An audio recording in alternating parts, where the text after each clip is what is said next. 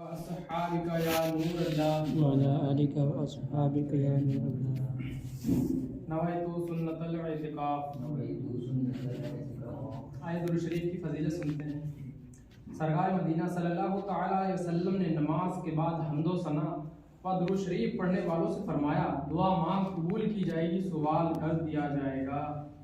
سبحان اللہ صلو علی الحبیب صلی اللہ علیہ محمد صلی اللہ علیہ وسلم.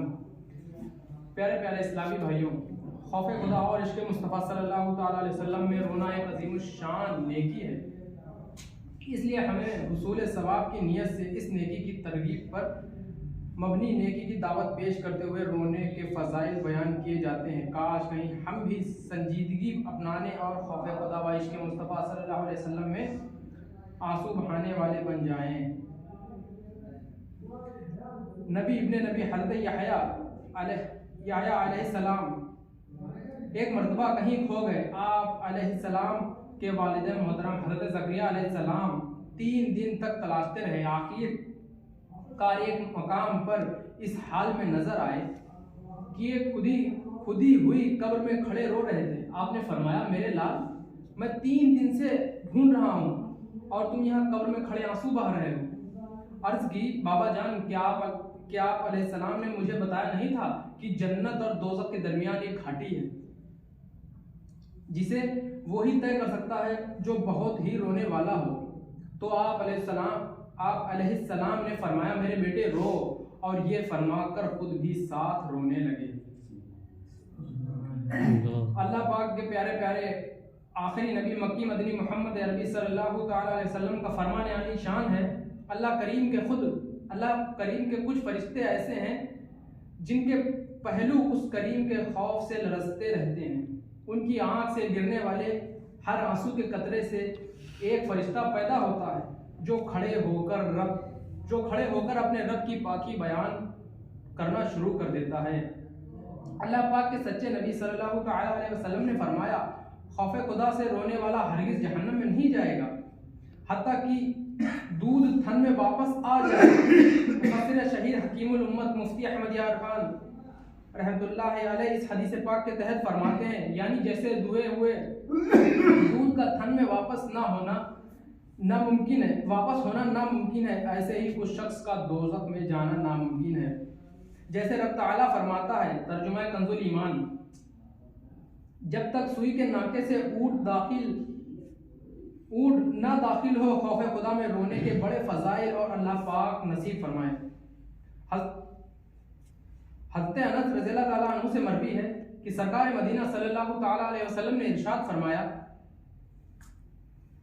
صلی اللہ علیہ وسلم کا ارشاد خوشگوار ہے جو شخص اللہ پاک کے خوف سے روئے اللہ پاک اس کی بخشش فرما دے گا. سبحان اللہ.